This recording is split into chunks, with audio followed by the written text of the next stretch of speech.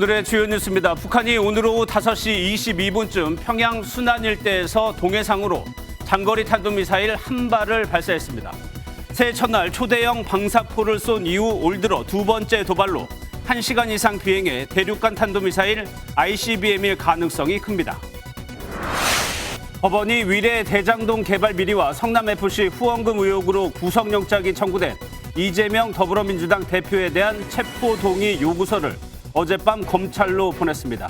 여야는 체포동의안이 다음 주 국회에 제출되면 27일 본회의를 열어 표결하기로 합의했습니다. 주말인 오늘 도심 곳곳에서 진보와 보수 집회가 열렸습니다. 진보 집회는 윤석열 정부의 퇴진을, 보수 집회는 이재명 더불어민주당 대표의 구속을 외치며 맞붙었습니다. 화천대유 대주주 김만배 씨가 석방된 지 석 달 만에 다시 구속됐습니다. 대장동 범죄 수익 340억 원을 은닉한 혐의를 받고 있는데 이른바 50억 클럽 수사에 탄력이 붙을지도 관심입니다. 국민의힘 전당대회 선관위가 비방전 자제를 촉구한 가운데 후보 간 설전이 치열합니다. 김기현 후보는 안철수 후보의 정체성이 보수당과 맞는지 의문이라고 했고, 안철수 후보 측은 검증을 막는 건 민주당의 방탄과 다를 게 없다고 맞받았습니다. 오늘 새벽 강원 횡성군의 한 육가공 공장에서 불이 나 65억 원 상당의 재산 피해가 났습니다. 제주 애월읍의 한 교차로 입구에서는 차량 9대가 추돌해 12명이 다쳤습니다. 오늘 오후 북한이 동해상으로 장거리 탄도미사일을 발사했습니다. 대륙간 탄도미사일 ICBM으로 추정됩니다. 새해 벽두인 1월 1일 이후 올해 두 번째이자 강도 높은 무력 도발입니다. 취재기자 연결합니다. 강재묵 기자, 자세한 소식 전해주시죠. 네, 북한이 오늘 오후 동해상으로 장거리로 추정되는 탄도미사일 한 발을 발사했다고 합동참모본부가 밝혔습니다. 미사일은 5시 22분쯤 이 평양 순안 일대에서 발사돼 오후 6시 27분 일본 홋카이도 서쪽 배타적 경제수역 안에 떨어진 것으로 추정됩니다. 발사 후 1시간가량을 비행한 것으로 보아 대륙간 탄도미사일 ICBM을 고각 발사했을 가능성이 큽니다. 이와 관련해 일본 방위성은 미사일이 ICBM급으로 최고 고도는 5,700km, 비행거리는 900km라고 밝혔습니다. 우리 군은 한미 간 공조 속에 만반의 대비 태세를 유지하고 있다고 밝혔습니다. 또 김성한 안보실장 주재로 긴급 NSC 상임위 회의가 열렸습니다. 북한의 이번 미사일 도발은 지난달 1일 초대형 방사포 한 발을 쏜 이후 올해 들어 두 번째입니다. 북한이 우리 군의 훈련을 빌미 삼아 2월 말에서 3월 초 대규모 연쇄 도발을 할 것이라는 우려가 나오는 이유입니다. 다음 달 중순 우리 군은 한미연합 자유의 방패 훈련에서 야외 기동 훈련과 4단급 쌍용 연합 상륙 훈련을 앞두고 있습니다. 북한의 오늘 탄도미사일 발사는 미국 주도의 안보리 소집에 반발하는 성격으로도 분석됩니다. 북한은 어제 미국이 유엔 안보리를 적대 정책 실행기구로 전락시키려 한다고 주장했습니다. 지금까지 보도국에서 MBN 뉴스 강재묵입니다. 더불어민주당 이재명 대표에 대한 체포 동의 절차가 시작됐습니다. 체포 동의안은 최종적으로 대통령의 재가를 얻은 뒤 국회로 넘어갑니다. 여야는 오는 27일 본회의를 열고 표결에 들어갑니다. 배준호 기자입니다.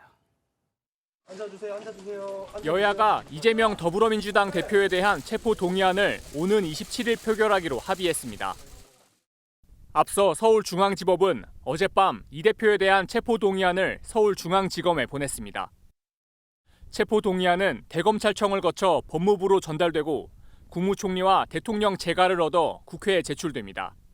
대통령실에서 이제 민주당이 계속 방탄으로 나서면 영장 계속 청구할 수도 있다 이런 식으로 얘기 나왔다는데, 대통령실이 서울중앙지검 대변인실인가 보군요. 체포 동의안은 국회 재적의원 과반이 출석하고 과반수가 찬성해야 통과됩니다. 민주당이 국회 299석 중 169석으로 과반을 차지한 상황이어서 부결 가능성에 무게가 실립니다. 다만 표결이 무기명으로 이루어지는 만큼 민주당 등 28표 이상의 이탈표가 나오면 가결될 수도 있습니다. 체포 동의안이 가결되면 이후 법원의 영장심사 기일이 정해지고 통상 절차대로 일정이 진행됩니다. MBN 뉴스 배준우입니다. 체포동의안이 상정되면 보신 것처럼 민주당은 이를 부결시킨다는 계획입니다. 그러기 위해서는 당내에서 이탈표가 나와서는 안 됩니다. 이재명 대표는 당내 중진 의원들을 1대1로 만난 데 이어 초선 의원들 모임에도 참석해 내부 결속을 다졌습니다. 강용호 기자입니다.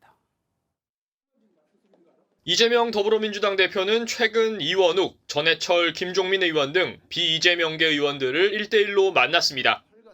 이 대표는 어제 저녁 당내 초선 모임인 더민초 행사에도 참석했습니다.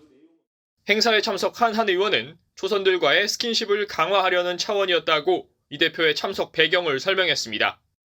고비를 잘 헤쳐나가서 내년에 다 재선하자며 덕담을 건네기도 한 이 대표는 검찰 수사에 대한 자신감도 내비친 것으로 전해집니다. 체포동의안 표결을 앞두고 내부 결속을 독려하는 차원으로 해석됩니다. 이 대표는 사법 리스크 속에 민생 행보에도 속도를 내고 있습니다. SNS에 학교 폭력을 다룬 드라마 더글로리를 언급한 이 대표는 학교 폭력은 민생 문제라며 피해자 회복과 보호를 위한 개선 방안에 대해 꼼꼼히 살피겠다고 밝혔습니다. 민주당은 다음 주 경제위기 대응센터를 출범할 예정인데 이 대표 체포동의안 국면에서도 민생 행보를 이어가며 정부 여당과 차별화를 시도하려는 전략으로 풀이됩니다. 국민의힘은 과거 이 대표가 불체포 특권 포기를 약속한 것을 거론하며 민주당 의원들을 향해 체포동의안 가결에 동참해줄 것을 촉구했습니다. MBN 뉴스 강용호입니다.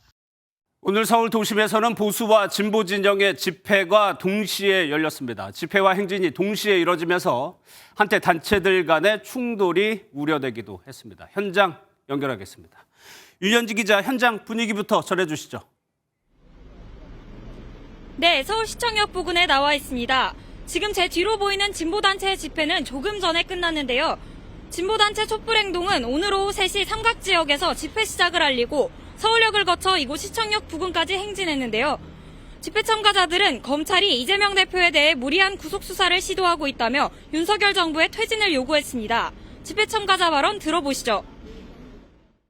이재명 야당 당대표에 대해서 너무 무리하게 구속수사를 추진하고 있다는 생각이 들어서 나라의 민생도 그렇고 민주주의도 그렇고 다 무너지는데 가만히 있을 수 없겠다 싶어서 나오겠다.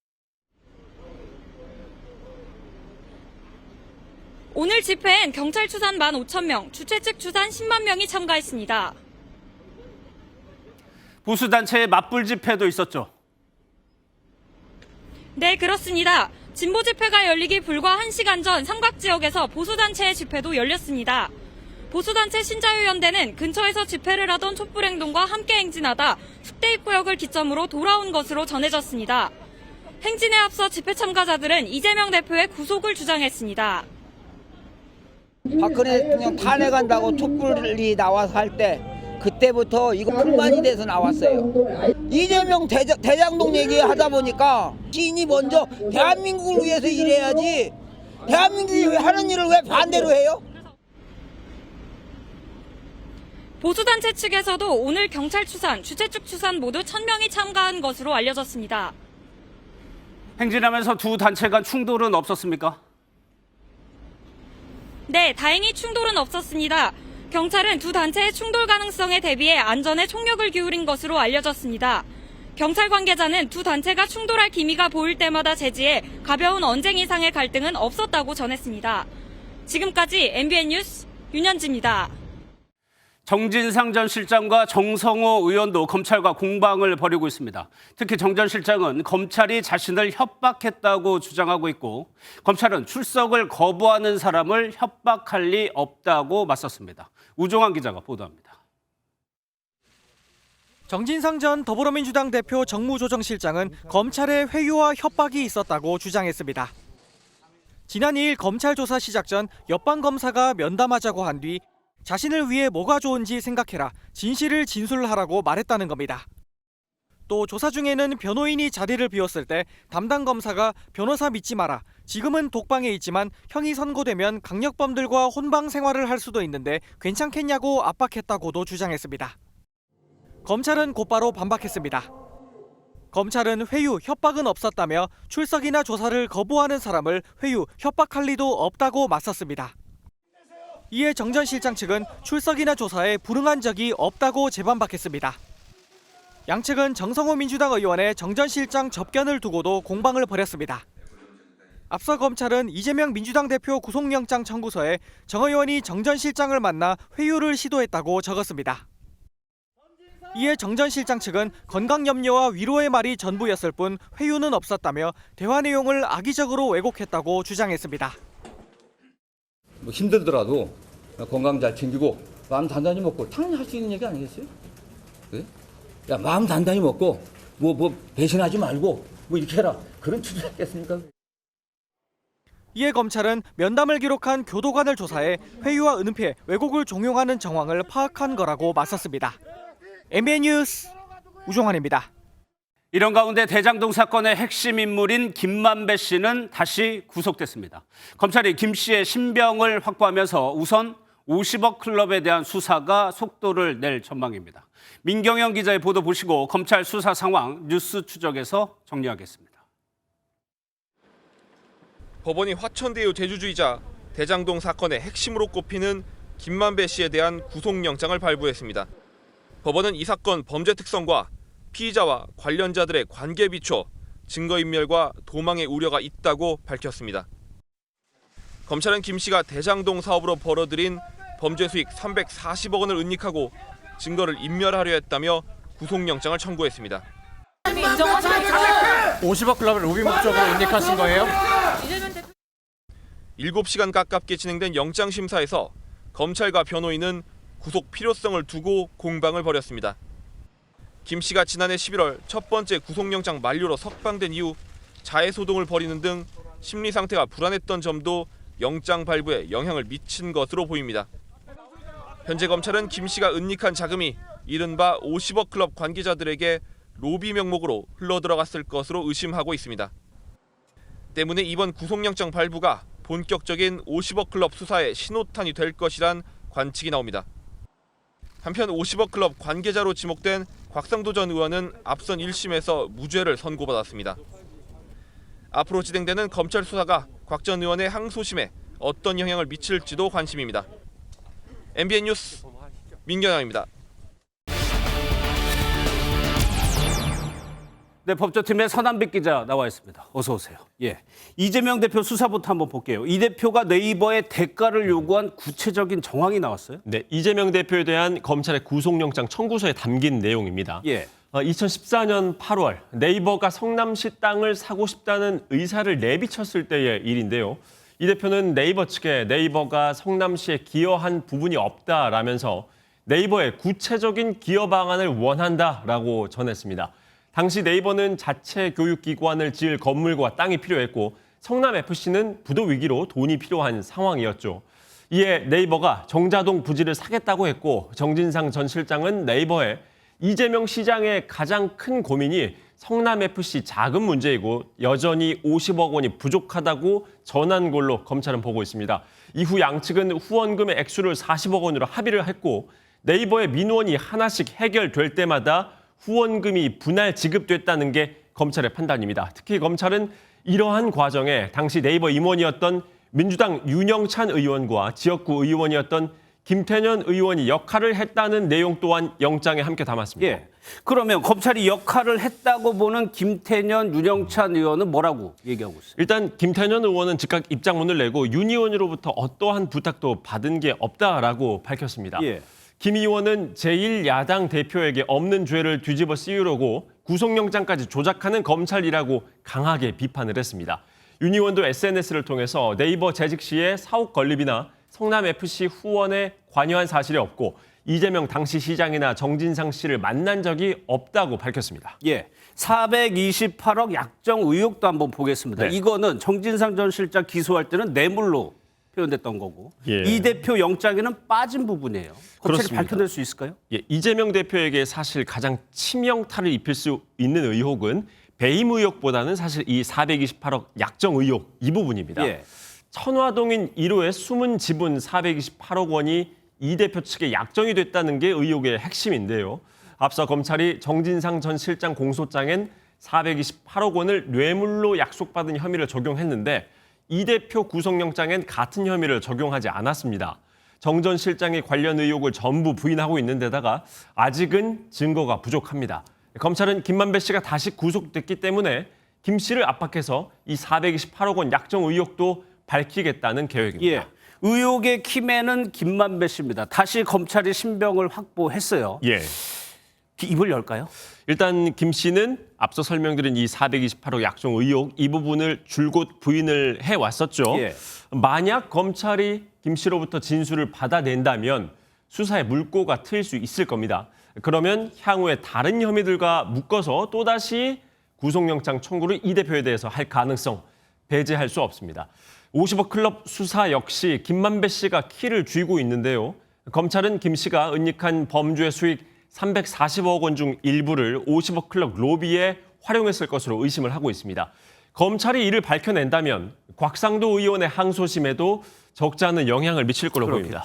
27일 본회의 결과를 봐야 되겠지만 이 대표는 구속은 면하더라도 재판이 시작이 되면 재판에는 출석을 해야 되는 거 아니에요? 그렇습니다. 이 대표 앞으로는 재판 일정 때문에 상당히 바빠질 수밖에 없습니다. 대선 과정에서 허위 발언을 한 혐의로 재판에 넘겨졌었는데요. 첫 공판기일이 다음 달 3일로 잡혔습니다. 다음 달은 이 대표의 이 사건으로 2주에 한 번씩은 법원에 나가야 합니다. 이르면 이달 말 대장동 수사도 재판에 넘겨질 가능성이 있습니다.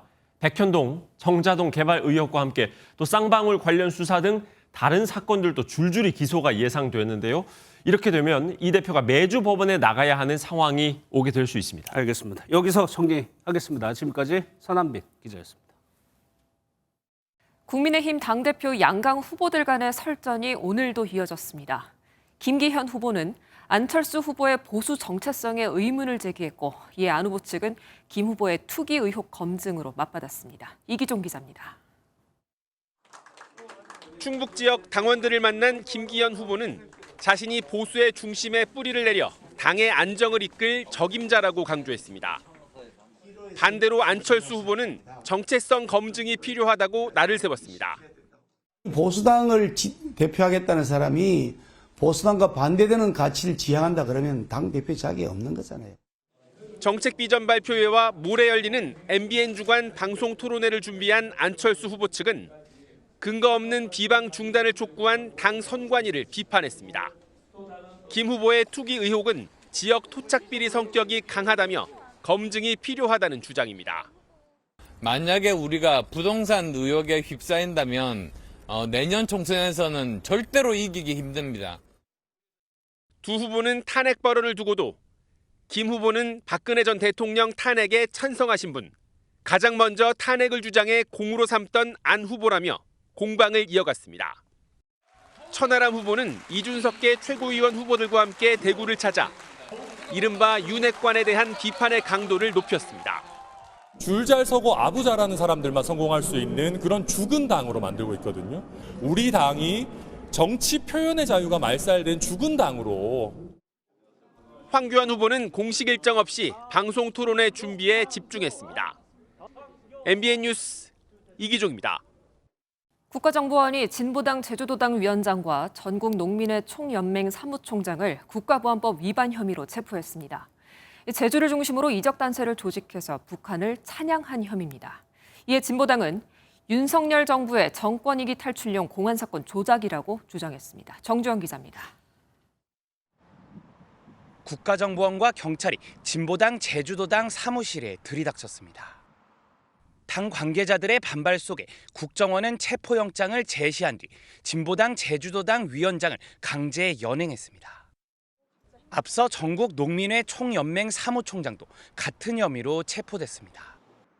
국정원은 이들이 제주 지역에 이적단체를 조직해 북한의 지령을 받고 북한 체제를 찬양한 것으로 보고 수사하고 있습니다. 국정원은 피의자들의 범죄 혐의가 상당하고 출석 요구에 불응해 법원으로부터 체포영장을 발부받아 집행했다고 밝혔습니다. 제주 지역 시민사회 단체들은 기자회견을 열고 윤석열 정부는 공안 탄압을 중단하고 체포된 이들을 즉각 석방하라고 주장했습니다. 진보당은 논평에서 전형적인 정권 위기 탈출용 공안 사건 조작이라고 주장했습니다. 앞서 국정원은 지난해 11월과 12월 이들의 자택을 압수수색해 휴대전화와 컴퓨터를 확보하는 등 수사를 해왔습니다. MBN 뉴스 정주영입니다. 튀르키예에서 무려 296시간 만에 기적 같은 생還소식이 들려왔습니다. 오랜 내전으로 구조 상황이 열악한 시리아에선 IS의 민간인 학살도 벌어지고 있습니다. 송주영 기자가 보도합니다. 잔해더미 속에서 또 생존자 한 명이 구조됩니다. 어린이 한 명을 포함해 3명이 구조된 건 지진 발생 후 296시간 만입니다. 앞서 261시간 만에 구조된 남성은 가족과 통화할 정도로 건강한 모습입니다. Annemden ne yapıyorlar annemden? Hepsi kurtuldu. Hepsi kurtuldu mu? Ne yaptılar? 잔해더미 속에서 작별 영상을 찍었던 17세 생존자 sosik도 있습니다. Bu size son videom. Öldüm yanlış değilsem. Ayağımın üstünde yaklaşık 500 kilo var. Sol ayağım sağ ayağım gitti. Kafamı dayan. 계속되는 여진의 지붕이 점점 내려앉아 죽음을 직감했던 이 소년의 말은 지진 사망자들이 느꼈을 공포를 실감하게 합니다. 지진 발생 13일째 튀르키예와 시리아에서 목숨을 잃은 사람은 약 4만 4천 명입니다. 시리아에서는 수십일째 집계조차 제대로 안 되고 있어 사망자는 더 많을 것으로 보입니다. 이런 가운데 시리아에서는 이슬람 순위파 무장 세력 IS의 공격으로 민간인 53명 이상 목숨을 잃어 분위기는 더 참혹합니다. MBN 뉴스 송주영입니다. 튀르키예에서 생존자 8명을 구조한 대한민국 긴급구호대 1진이 귀국했습니다. 공항에 직접 나가 긴급구호대를 맞이한 튀르키예 대사는 한국의 지원을 절대 잊지 않겠다고 말했습니다. 안병욱 기자입니다. 지난 8일 튀르키예에 도착해 지진 현장에 투입됐던 118명의 긴급구호대 1진이 총 10일간의 임무를 마치고 복귀했습니다. 가족과 친구를 잃은 튀르키예 유가족들에게 애도와 깊은 위로의 말씀을 먼저 드립니다. 육군 특수전사령부와 소방청 등 수색구조 인력이 중심인 구호대 1진은 튀르키예 하타이주 안타키아에서 총 8명의 생존자를 구해냈습니다. 강추위와 여진 등의 악조건 속에서도 구호대 1진은 생존자 구조를 위해 사투를 벌였습니다. 구호대 1진은 휴식을 취한 뒤 건강검진과 외상 후 스트레스 장애 검사를 받고 나서 다음 주 중 본업으로 복귀할 예정입니다. 발에 붕대를 감고 활동하는 모습이 전해졌던 토백이를 포함한 구조견 4마리도 건강검진을 받습니다. 긴급구호대 귀국을 맞이한 주한 튀르키예 대사는 감사를 표했습니다.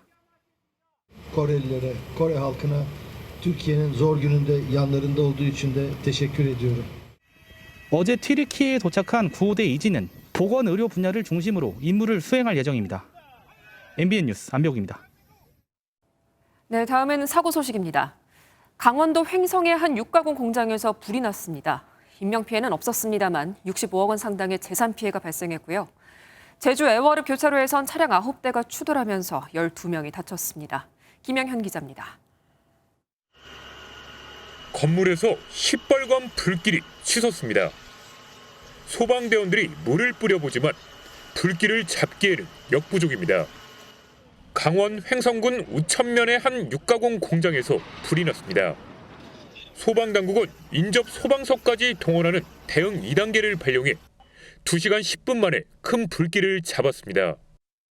인명피해는 없었지만 3층짜리 건물 2동이 모두 타는 등 소방서 추산 65억 원 상당의 재산 피해가 났습니다. 진화 중입니다. 샌드위치 패널이 완전히 주저앉아서 해체를 해서 안에 화염이라든지 이런 부분들을 다 제거해야 되는 상황이라서.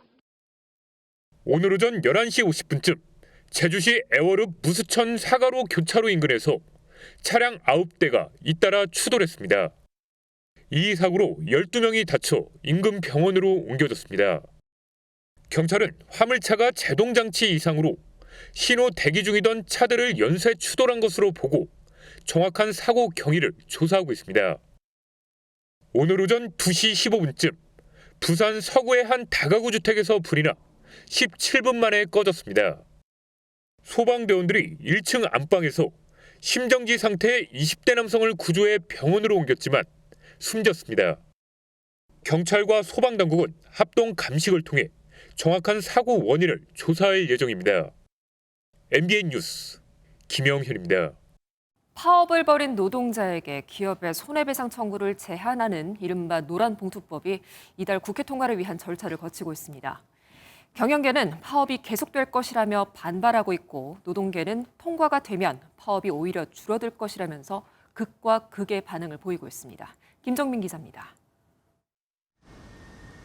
대우조선해양은 지난해 55일 동안 파업을 했던 하청업체 노조를 상대로 손해배상 청구 소송을 제기했습니다. 하청 노동자의 단체 교섭 당사자가 대우조선해양이 아닌데도 사업장을 점거해 피해를 입혔다는 이유입니다. 배상 요구액은 노조 집행부 5명을 상대로 470억 원입니다. 이른바 노란봉투법으로 불리는 노조법 개정안이 국회를 통과하면 원청에 대한 하청 노동자 파업이 가능하고 택배 노동자 같은 특수고용직 형태도 회사를 상대로 파업을 할 수 있습니다. 수백만 간접고용 노동자들이 헌법상 기본권인 노동 3권을 향유할 수 있게 하는 중대한 진전입니다. 경영계는 여기에 더해 노동쟁의의 범위가 넓어지는 것도 걱정합니다. 임금과 단체 협약뿐 아니라 해고자 복직과 정리해고 등을 이유로도 파업을 할 수 있습니다. 이 직접적인 계약 관계가 있지 않는 원하청 간에도 이제는 365일 상시적으로 파업이 일어날 수 있는 그런 위험성을 가지고 있습니다. 하지만 노동계는 경영진이 현행 노조법을 이용해 파업을 쉽게 불법으로 몰아세우고 거액의 손해배상 카드를 쓰기 때문에 반드시 개정해야 한다고 주장하고 있습니다. 오히려 개정안 통과로 파업이 줄어들 것으로 기대하고 있습니다. 노동자의 권리가 확대되면 자본의 태도 변화도 있을 것이고 노사 간에 좀 더 성실히 대화하고 교섭하는 그런 문화가 더 많아질 거라고. 노동계는 아예 노동자 개인에 대한 손해배상 청구를 금지하고 파업 이유가 사용자의 부당 노동 행위일 경우 손해배상을 금지하는 조항도 넣을 것을 요구하고 있습니다. 야권은 이달 임시국회 내 본회의 통과를 목표로 제시한 가운데 대통령실은 법안이 통과돼도 거부권을 행사할 뜻을 내비치고 있습니다.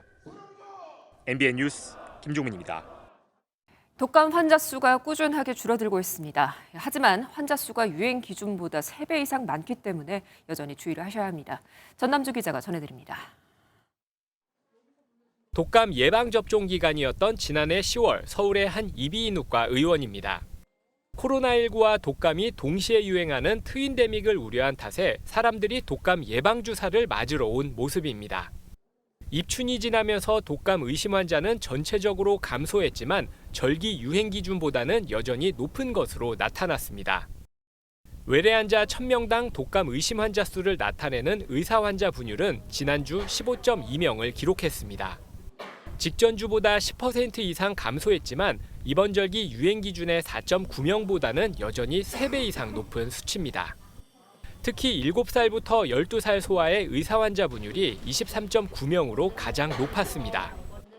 한편 오늘 0시 기준 코로나19 확진자는 1,718명을 기록해 토요일 기준으로 무려 5달 만에 가장 적은 수치를 보였습니다. 방역 당국은 예방접종을 강조했습니다. 저희가 지속적으로 기저질환이 있는 영유아에 대해서는 접종 필요성을 설명하여서 충분히 접종할 수 있도록 독려하도록 하겠습니다. 한편 영유아에게 심한 설사와 구토 등을 일으키고 쉽게 확산되는 탓에 어린이집과 산후조리원 등에서 집단적으로 발생하는 로타바이러스의 무료 예방접종이 다음 달 6일부터 시행됩니다. MBN 뉴스 전남주입니다. 이번 달 들어 계속 오르던 원달러 환율이 1,300원 턱 밑까지 올라왔습니다. 환율이 오르면 수입 물가가 오르고 경기 둔화에 진입한 우리 경제에 부담이 될 수밖에 없습니다. 다음 주 기준금리를 결정하는 한국은행의 고민이 깊습니다. 이현재 기자입니다. 어제 우리 외환시장 원달러 환율이 하루 만에 15원 가까이 올라 1달러당 1,299.5원으로 마감됐습니다. 장중 한때 1,300원을 돌파하기도 했는데 올해 들어 처음입니다. 환율이 급등한 건 미국 생산자 물가지수가 시장 전망치를 웃돈 데다 다음 달 미국 기준금리가 또 오를 가능성이 제기됐기 때문입니다. So if we continue to get, for example, strong labor market reports or higher inflation reports, it may well be the case that we have to do more and raise hikes more than is priced in. 문제는 원달러 환율 상승이 수입 물가를 자극할 수 있다는 점입니다. 5%대 고물가 상황에 수입 물가까지 오르면 물가 잡기가 더 어려워집니다.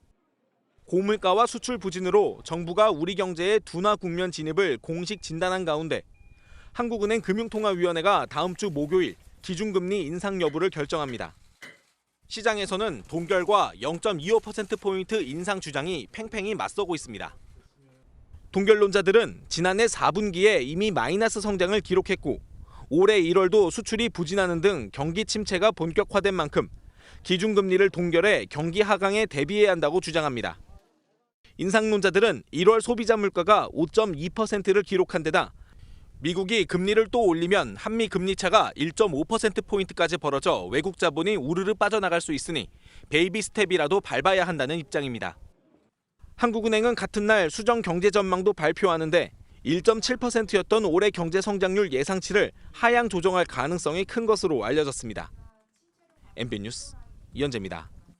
오는 24일은 우크라이나 전쟁 1년이 되는 날입니다. 바이든 미국 대통령이 이에 맞춰 접경국인 폴란드를 방문하는데 우크라이나는 가지 않을 것으로 보입니다. 워싱턴에서 최중락 특파원이 보도합니다. 바이든 대통령이 다음 주 21일 우크라이나 접경국인 폴란드를 방문합니다. 지난해 2월 24일 러시아가 우크라이나를 침공한 지 1년을 맞이해서입니다. The president is very much looking forward to his trip to Warsaw next week, which is ahead, of course, of the one-year anniversary of Russia's brutal and unprovoked invasion of Ukraine. 바이든 대통령은 지난해 3월 이후 또다시 바르샤바에서 러시아 비판과 우크라이나 지원 방안을 연설할 예정입니다. 하지만 전쟁 지역인 우크라이나를 방문하거나 젤렌스키 대통령은 만나지 않을 것으로 전해졌습니다. There's no meeting with President Zelensky scheduled for the trip right now. 젤렌스키 대통령으로서는 우크라이나 방문을 초청했지만 성사되지 않았습니다. Буде у нього можливість. Я думаю, що він з задоволенням відвідує Україну. Це важливий сигнал. 젤렌스키 대통령은 위넨 안보회의의 영상 개막 연설에서 러시아와 벌이는 전쟁을 다윗과 골리앗의 싸움에 비교하며 서방 무기 지원을 거듭 요청했습니다. We need to hurry up. We need the speed of our agreements, speed of our delivery to strengthen our sling, speed of decisions to limit Russian potential. 바이든 대통령은 다음 주 영국 총리, 프랑스 대통령과 통화하고 다음 달 3일 독일 총리가 백악관을 방문하는 등 우크라이나 전쟁 1년을 맞아 서방 동맹과의 결속력 강화에도 나설 예정입니다. 워싱턴에서 MBN 뉴스 최중락입니다. 북한 김정은 위원장의 딸 김주애가 이번에는 체육 경기장에 나타났습니다. 여기서도 김주애는 김 위원장의 옆에 나란히 앉았습니다만 여동생 김여정은 이번에도 멀찍이 구석에 있었습니다. 자리 배정으로 보는 북한의 서열 구도를 김순철 기자가 알아봤습니다. 검은색 코트를 입은 김정은이 딸 김주애의 손을 잡고 경기장 관람석으로 들어섭니다. 2월 16일 김정일 국방위원장의 생일을 기념해 열린 내각과 국방성 직원들의 체육 경기입니다. 김주애가 공식 석상에 등장한 것은 이번이 6번째입니다. 전체 참가자들은 경의하는 김정은 동지와 사랑하는 자제분을 한자리에 모시고 김주애를 옆에 두고 담배를 피우는 김정은. 이 장면에서 김정은의 동생 김여정 노동당 부부장은 뒷줄 가장자리에 앉은 모습이 포착됐습니다. 지난 8일 인민군 창건 열병식 때도 김주애는 김정은과 레드카펫을 밟았지만 김여정은 행사장 밖에 있었던 탓에 위상에 변화가 생긴 게 아니냐는 분석이 나왔습니다. 통일부가 김여정 지휘의 변화가 확인된 건 없다고 밝힌 가운데 일부 전문가들은 체제 결속용이라고 설명했습니다. 후계구도와는 관계없고 오히려 백두 혈통의 정통성을 보여줌으로 해서 체제 결속이 있겠다 그런 전략적 의도가 담긴 것으로 분석합니다. 한편 김정은의 부인 리설주의 모습은 발견되지 않았습니다. MBN 뉴스 김순철입니다. TV조선 재승인 심사 과정에서 최종 평가 점수를 고의로 낮췄다는 의혹과 관련해 당시 방송통신위원회가 심사위원장으로 선임했던 윤모 교수가 구속됐습니다. 서울 북부지법 임기환 영장 전담 판사는 증거인멸과 도망 우려가 있다며 윤 교수에 대한 영장을 발부했습니다. 윤 교수가 이사로 등재된 KBS의 보수 성향 노조인 KBS 노동조합은 언론의 자유와 독립성을 심각하게 침해한 사건에 KBS 이사가 연루됐다는 것만으로도 KBS의 신뢰와 명예는 처참히 무너졌다며 윤 교수의 이사직 사퇴를 요구했습니다. 휴일인 내일 오전까지 전국에 비나 눈이 내리겠습니다. 수도권도 밤부터는 비가 내리기 시작하겠는데요. 강원 산지에는 1에서 5cm의 눈이 내려 쌓이는 곳이 있겠고요.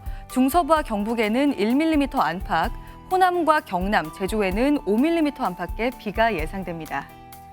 비의 양이 많지는 않아서 먼지는 쌓여만 가겠습니다. 현재 인천과 경기, 세종과 충남에는 초미세먼지 주의보가 내려져 있고요. 그 밖에 중서부 지역을 중심으로도 먼지 농도가 짙은 곳이 많습니다. 내일도 서울을 포함한 중서부와 전부, 경북 지역은 종일 초미세먼지 농도 나쁨 수준에 머물겠습니다. 특히 수도권과 충남, 충북, 세종은 오전 한때 매우 나쁨 단계까지 지속됐습니다. 내일 오후부터는 전국이 차차 맑아지겠습니다. 내일 아침 기온은 오늘보다 높겠고 낮 기온은 오늘보다 낮겠습니다. 낮 동안 서울이 5도, 춘천 6도 예상되고요. 남부지방도 광주가 8도, 창원 12도, 울산 13도 안팎이 예상됩니다. 내일부터 강원 산지와 제주 산지에는 순간 풍속 25m 이상의 강풍이 불겠습니다. 비가 그친 뒤에는 찬 공기가 유입되면서 반짝 추워지겠습니다. 내셨습니다. 봄이 지척에 온 것이 느껴지는 요즘입니다. 태안 천리포수목원에 찾아온 봄 기운을 배병민 기자가 담았는데요. 전해드리면서 뉴스 모두 마치도록 하겠습니다. 고맙습니다.